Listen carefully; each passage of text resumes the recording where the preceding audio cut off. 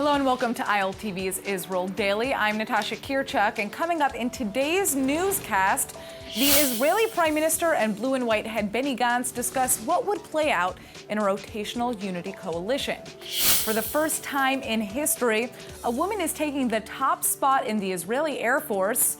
And get your tissues ready because we're about to show you what happens when Israeli terror survivors come together and sing.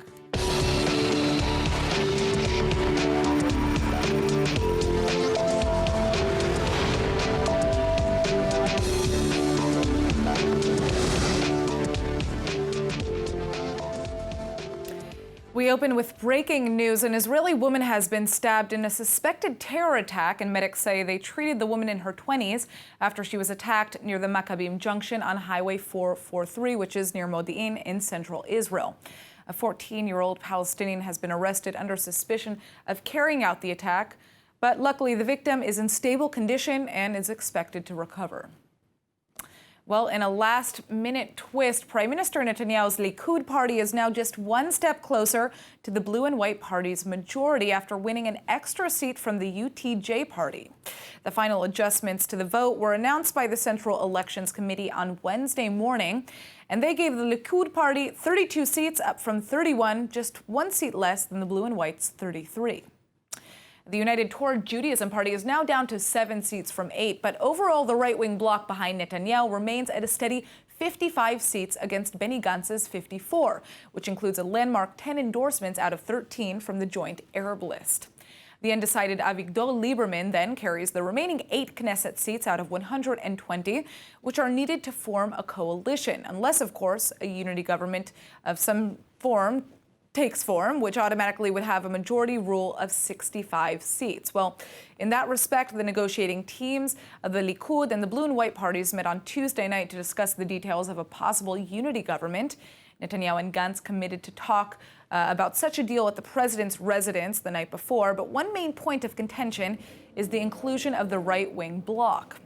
Tourism Minister Yariv Levin led the Likud delegation opposite Blue and White's Yoram Turbovich, a former aide to former Prime Minister Ehud Olmert, and Levin repeated that he was representing all 55 members of the right-wing and religious bloc, a so-called broad unity. But the issue is that both the right and the left have expressed refusal to sit with elements from the other side. And on top of that, it's reported that Prime Minister Netanyahu is insisting on ruling first during a rotationary government, but Gantz would supposedly get more time at the post, up to 3 years of the 4-year term. At any rate, the two faction leaders will meet again in Jerusalem on Wednesday evening to iron out as many details as possible. Now, with all the talk of coalitions, negotiations, traded seats, and more, it's sometimes hard to picture how things are ever efficiently done in the Israeli parliament. Well, joining us today with an idea for a new frame of government elections is history professor Avner Ben-Zaken from the Ono Academic College. Thank you so much for joining us. Thank you for having me. So besides the fact that there were 2 elections in 6 months, what do you believe is wrong with today's Israeli electoral system, and what needs to change? Well, we should conceive these historical crisis or political crisis as a form above the water, uncovering profound historical dynamics. Okay. And obviously, the current system, the proportional system, is not working anymore.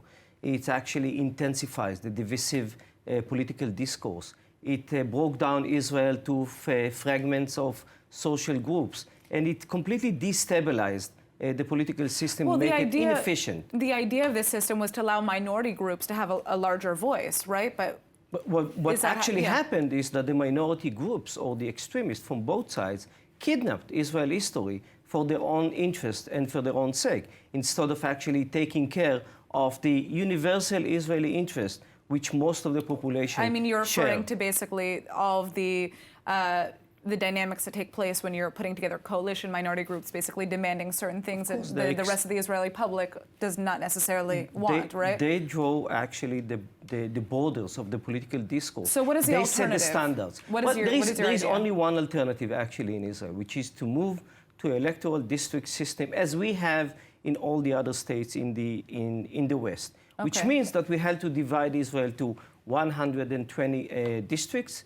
Each district will send its own representative to the parliament. So let's say I living in Tel Aviv, I would vote in the Tel Aviv district. You will vote in a certain place in Tel Aviv because Tel Aviv has, at least 4, 5, 6, it's a large city. So if you live at the north of Tel Aviv, you'll vote in the north of Tel Aviv for your own representative. But what this system will do, it's completely transform Israel, not only the political system, but completely engineer Israel in a different way.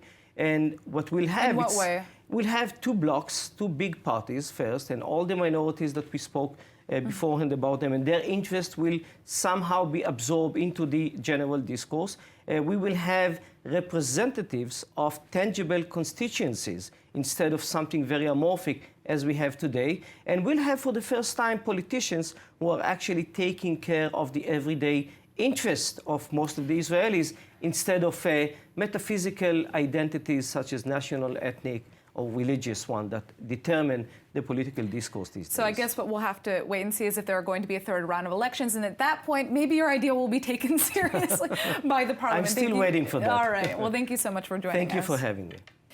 In other news, the United Nations General Assembly in New York is currently underway, and while Prime Minister Netanyahu is noticeably absent for the first time in 8 years, he's still making headlines for his response to several international leaders. In a series of online video statements, Netanyahu calls out the president of Turkey, Recep Tayyip Erdogan, for likening Israel's policies around Gaza to the Nazis' treatment of the Jews.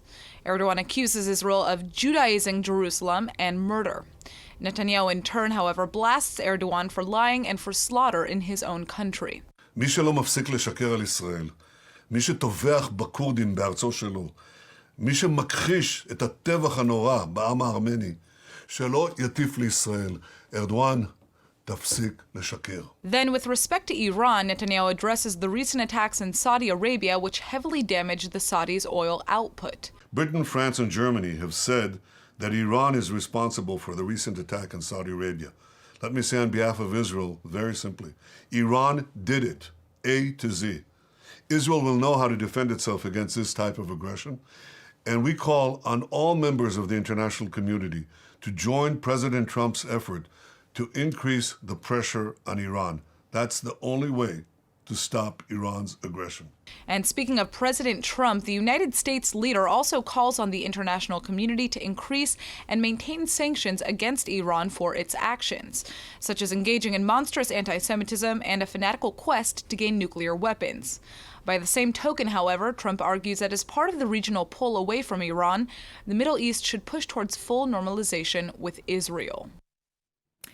One of the biggest challenges that Israel faces today is improving its reputation internationally. And joining us to discuss how the incoming Israeli coalition will have to take this on is Lieutenant Colonel Avital Leibovich, the director of the American Jewish Committee in Israel. Thanks for joining us. Thank you.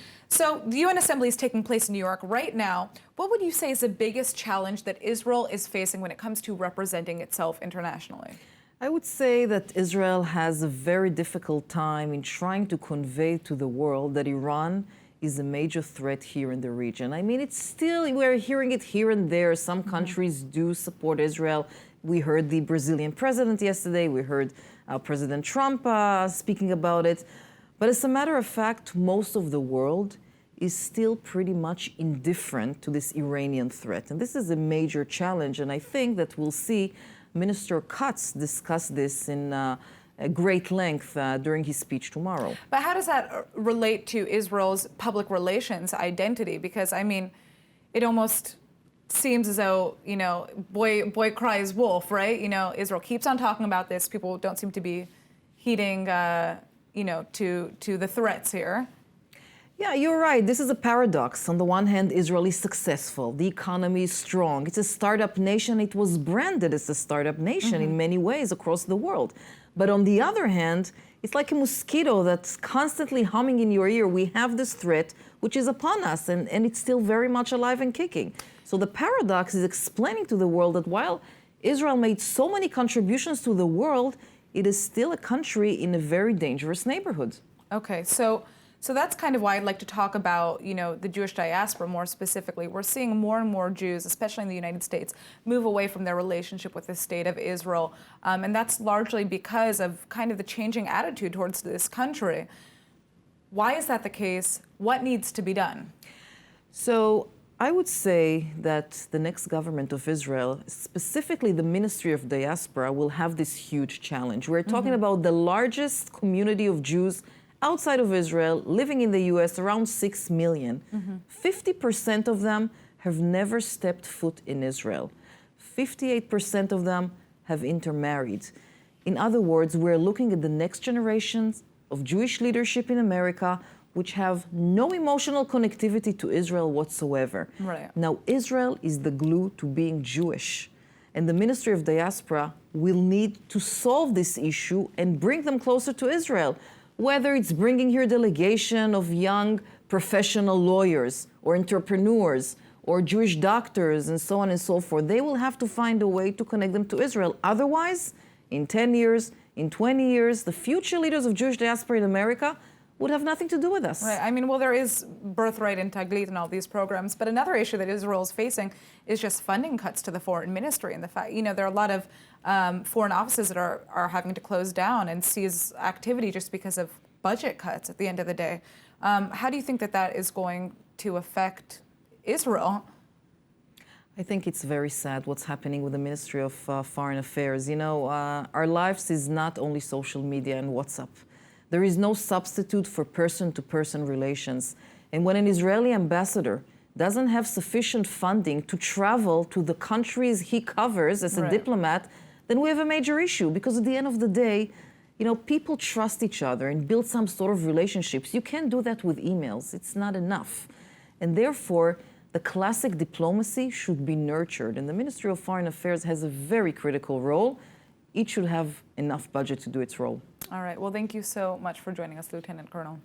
Thank you. Holiday season is upon us here in Israel with the Jewish New Year and Yom Kippur just around the corner. And if you think Christmas and Halloween are a big deal, let's just say that you haven't seen the state of Israel during the high holidays. Well, luckily, ILTV's Emmanuel Kadosh is here with all of the fun facts that you need to know about the holidays in the Holy Land. Yes. Okay, Natasha, happy almost Chag Sameach, or happy holidays from the ILTV team to you and your family. Holiday season has arrived, which means off days from work and school, chiller weather, family time, and, well, delicious food. Too much food. Yes, I know. Here are some cute, fun facts that you may or may not have known about holidays in Israel. First off, calories do not count. Rosh Hashanah, or the Jewish New Year that's coming up next week, is actually a pretty healthy holiday. Let's think about what we're actually eating. Some honey, some pomegranates, and dates, which are sweet as candy, but are a natural source of energy. But it's not just all delicious fruits, if we're being honest. There's still tons of carbs involved that we cannot forget about. Challah, honey cake. All right, so you clearly are counting the calories, Natasha, but calories do not count on the holidays. Of course not. Yes, second up, mid-Netflix and chill, don't be too shocked if you hear a shofar or two going off. The shofar is a very important symbol on both Rosh Hashanah and Yom Kippur. Its sound has extremely historical and religious significance, but not every person can actually produce the sound.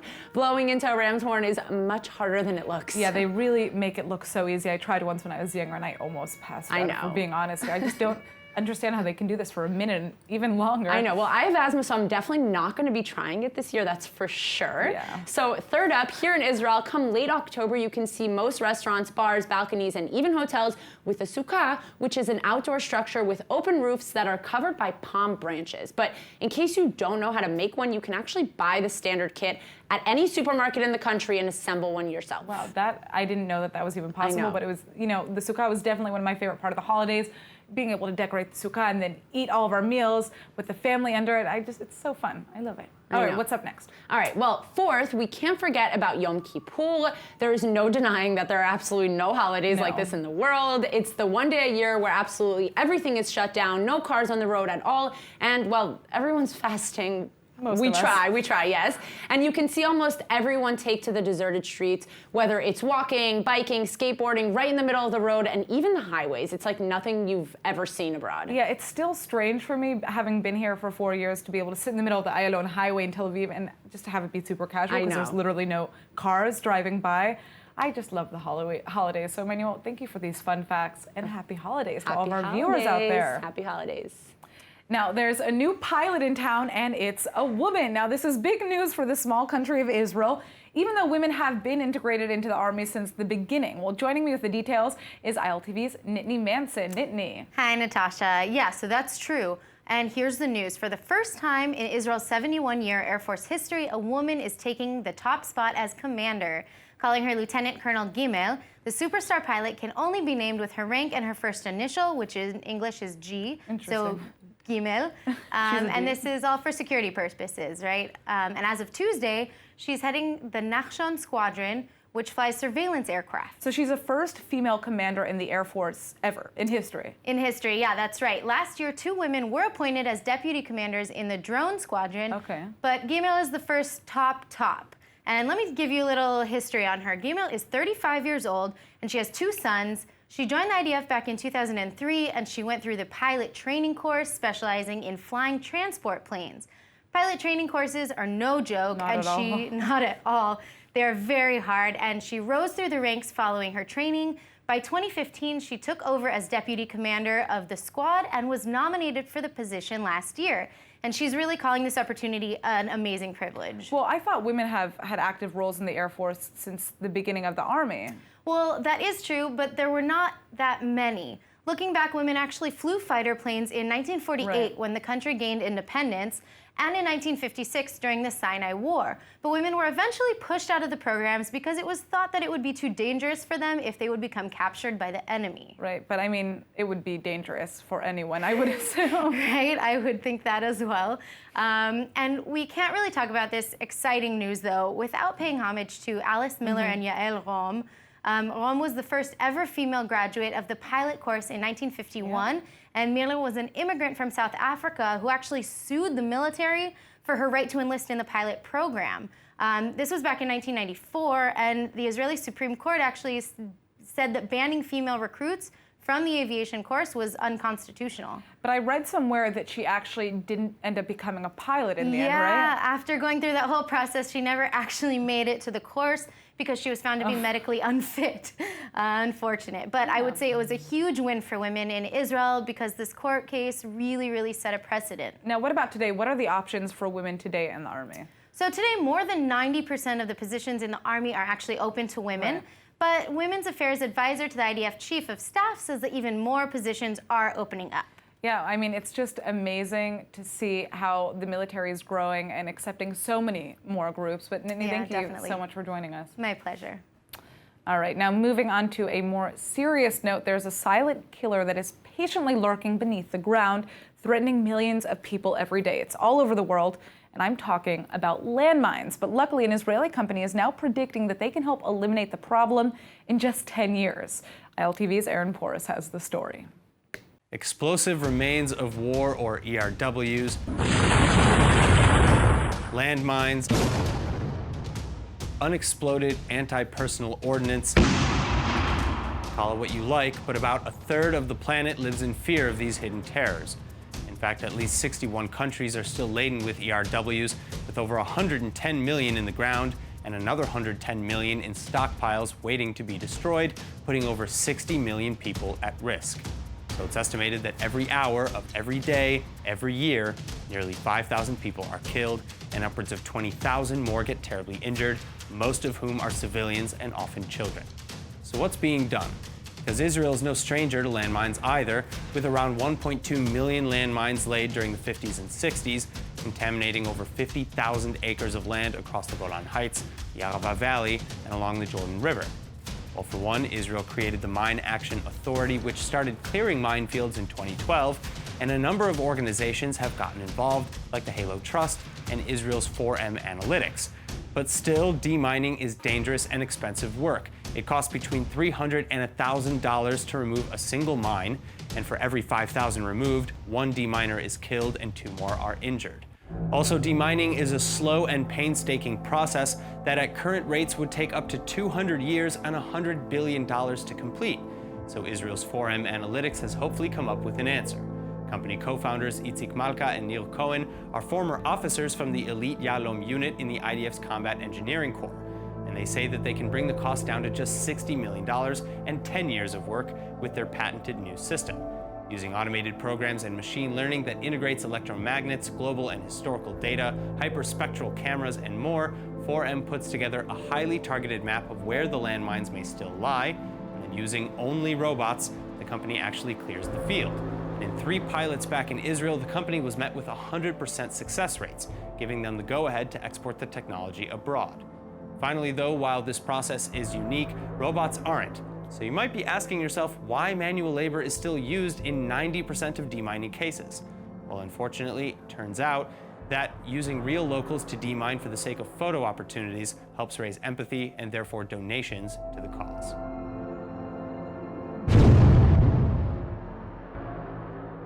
All right, it's time for our local lowdown. ILTV Shanna Fold is here with all of the hyper-local news that you just can't miss out on. Hi, Shanna. Thanks for joining us. What's up first? Okay, so first, this one's a real tearjerker. Yeah. I know that we looked at the video earlier. Yeah. It's actually 2 Holocaust survivors who were long-lost cousins, and they just met each other in Israel recently for the first time after 75 years. Let's take a look at this video. I was supposed to wait 75 years.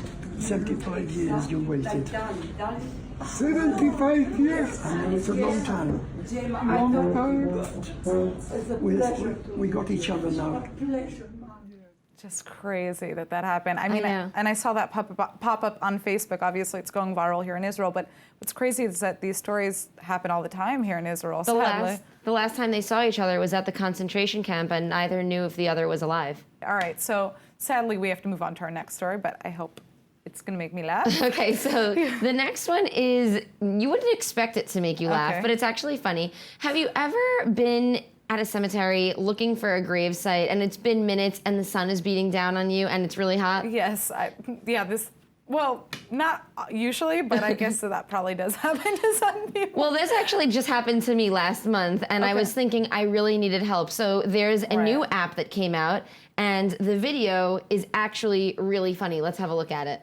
הולך לשם, דודה, חוזר לשם, דודה, היא גם לא שם, דודה, תלך לשם, דודה, שמאלה וישר, דודה. All right, so this guy is basically on a mad hunt to find his aunt in the cemetery, and that's what sparked the creation of this app. How crazy. Yes, I so don't even know what to say. Chevrat Kadusha actually, Kadisha is the organization behind this, and I think that this app is going to help a lot of people. Honestly, it truly is, because I know that when I was trying to go visit my grandfather a couple of months ago, I actually did encounter this problem when I think about it. It's just not something that you think about often. All right, well, the video was funny. We'll give them that. All right, moving on. What is the next local story you have for us? Think pink. Pink. So if you've seen any pink lights on buildings around the country, it's for breast cancer awareness. There are actually 20 sites around the country. A lot of them are at municipality buildings. And they're just putting up beautiful lights. A lot of the buildings are actually architecturally beautiful, and the structures. And it's all for breast cancer awareness, which and I think everything is really looks nice. better in pink, let's be honest. Okay, so now I know why everything's turning pink. Amazing. Shanna, thank you so much for joining us with these stories. Something to smile about. All right, now almost every Israeli has been impacted by a terror attack or knows someone who has been in one. And now the incredible organization One Family Together, which supports victims of terror in the Holy Land, is working on a special new campaign to fight terror. אני אלוף העולם בלהדחיק כל מה שמפחיד אותי, כל מה שמלחיץ אני משתיק. אני אלוף העולם בלאהוב קודם את עצמי, אחר כך בבמה וברחוב הכי קשה לתת למישהו קרוב. אני אלוף העולם בלא להיות, בלא לפתור לך את הבעיות. אפילו התמונות שבקירות, זה לא אני תליתי, אני אחראי רק על המנגינות. אני אלוף העולם בליפול ולקום כמו גדול אדירי כמו חול. אני נשרף אבל בוחר בכל יום להמשיך לחיות. אני אלוף העולם בלרצות לפחות לנסות. את תראי איך בסוף אחרי ההפסדים הניצחון. take a look at the weather forecast. Thursday will experience a high of 86 degrees Fahrenheit or 30 Celsius with sunny skies, and that same weather is expected to continue into Friday, so make sure to bring water with you and put on sunscreen. All right, that is it for today's news. Today's exchange rate is 3.5 shekels to the American dollar. For more news from ILTV, please like ILTV on Facebook and follow us on Instagram. I'm Natasha Kirchak, and thanks for watching. בעליל, אני עכבר קטן והחיים חליל נופל הבור כי לא מצליח להבדיל בין טוב לרע ולאן כל זה מוביל את משדרת עסקים כרגיל